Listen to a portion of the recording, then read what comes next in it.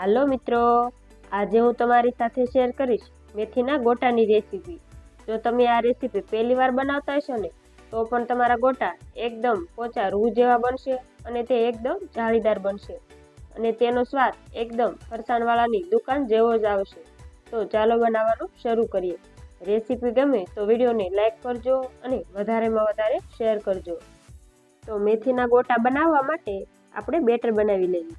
તો એના માટે એક બાઉલમાં હું 2.5 વાટકી જેટલો બેસન ઉમેરી દઈશ। આ બેસન મેં ચાળીને લીધેલો છે।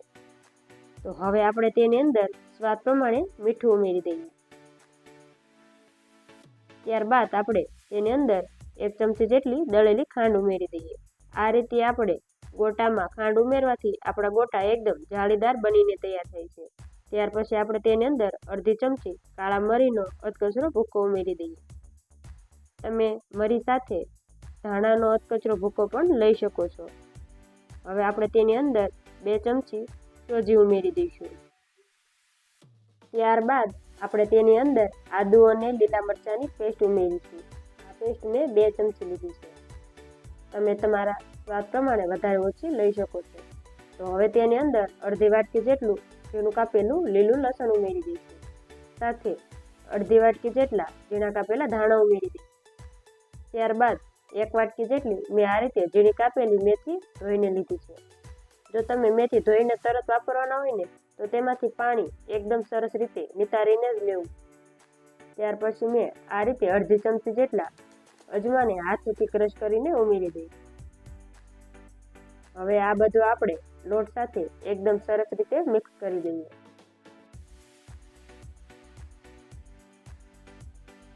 આપણે આ બધું એકદમ હળવા હાથેથી જ મિક્સ કરવાનું છે। આપણે બહુ વધારે પડતું મિક્સ નથી કરવાનું, નહીંતર આપણું બેટર એકદમ ચીકણું બની જશે। હવે તેની અંદર આ રીતે થોડું થોડું પાણી ઉમેરતા જઈ આપણે ગોટાનું બેટર બનાવી લઈએ। આપણે બધું પાણી એકસાથે નથી ઉમેરી દેવાનું, નહીંતર તેમાં ગાંઠા પડી જશે અને આપણા ગોટા એકદમ પરફેક્ટ નહીં બને। તો 1 મિનિટ પછી તમે જોઈ શકો છો મેં આ રીતે થોડું થોડું પાણી ઉમેરતા જઈ બેટર બનાવી લીધું છે। તો બેટરની કન્સિસ્ટન્સી આપણે આ રીતે ચમચીમાંથી પડે ને એવી જ રાખવાની છે। તો હવે આપણે આ બેટરને ઢાંકીને લગભગ 5 થી 7 મિનિટ સુધી રેસ્ટ આપી દઈશું। તો તમે 5 મિનિટ પછી જોઈ શકો છો આપણું બેટર એકદમ ફર્મેટ થઈ ગયું છે। તો હવે બેટરને આ રીતે થોડું મિક્સ કરી આપણે તેની અંદર 1 ચમચી જેટલા ખાવાના સોડા ઉમેરી દઈએ અને સોડાને એક્ટિવેટ કરવા માટે આપણે 2 ચમચી જેટલો લીંબુનો રસ ઉમેરી દઈશું અને આપણે તેને એક જ ડાયરેક્શનમાં ફેરવીને આ રીતે મિક્સ કરી લઈશું। તો તમે જોઈ શકો છો આપણું બેટર એકદમ સરસ ફૂલી ગયું છે। તો હવે આપણે તેની અંદર મેં ગોટા તળવા માટે તેલ ગરમ કરી લીધું છે। તો એમાંથી આપણે 1 ચમચી જેટલું તેલ બેટરમાં ઉમેરી દઈશું અને હાથથી આપણે આ રીતે એકદમ સરસ રીતે મિક્સ કરી દઈશું।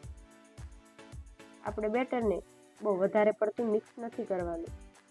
તો મેં ગોટા તળવા માટે અગાઉથી જ તેલ ગરમ કરવા માટે રાખી દીધું છે। તો તેલ આપણે બહુ વધારે પડતું ગરમ નથી કરવાનું। તો હવે આપણું તેલ ગરમ થઈ ગયું છે। તો હવે આપણે તેની અંદર આ રીતે ગોટા પાડી દઈશું।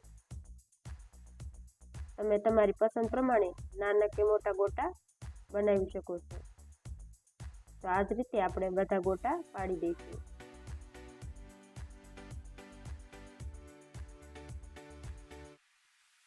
તો તમે જોઈ શકો છો આપણા ગોટા એની જાતે જ આ રીતે ઉપર આવવા લાગ્યા છે। મીન્સ કે આપણું બેટર એકદમ પરફેક્ટ બન્યું છે। મેથીના ગોટાની ખાસિયત જ એ છે, જો ગોટા આ રીતે તેની જાતે જ ઉપર આવીને ફરી જાય તો તમારે સમજી લેવું કે આપણા ગોટાનું બેટર એકદમ પરફેક્ટ જ બન્યું છે। જો તમે આ રીતે બેટર બનાવશો ને તો તમે પહેલી વાર પણ ગોટા બનાવતા હશો ને તો પણ તમારા ગોટા એકદમ પરફેક્ટ જ બનશે। તો તમે જોઈ શકો છો લગભગ 1 મિનિટ પછી આપણા ગોટા નીચેથી કૂક થઈ ગયા છે। તો હવે આપણે તેને ઝારાની મદદથી થોડા ફેરવી લઈએ અને આ બાજુની સાઈડમાં પણ આપણે લગભગ 1 મિનિટ સુધી તેને તળી લઈએ।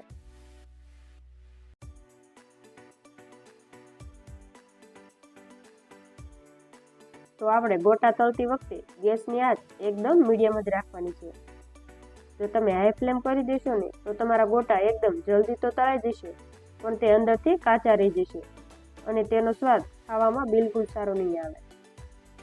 તો હવે આપણે આ જ રીતે લગભગ 2 મિનિટ સુધી ગોટાને તળી લઈશું.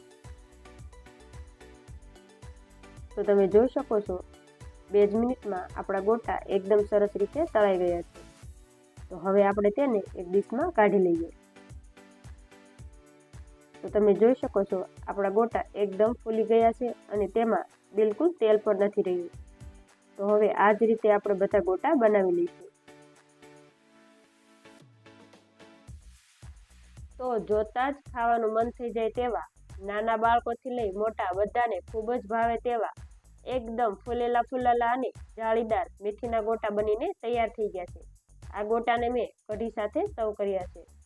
જો તમને મારી રેસીપી પસંદ આવી હોય તો મારા વિડીયોને લાઈક કરજો, શેર કરજો અને મારી ચેનલને સબસ્ક્રાઈબ કરજો.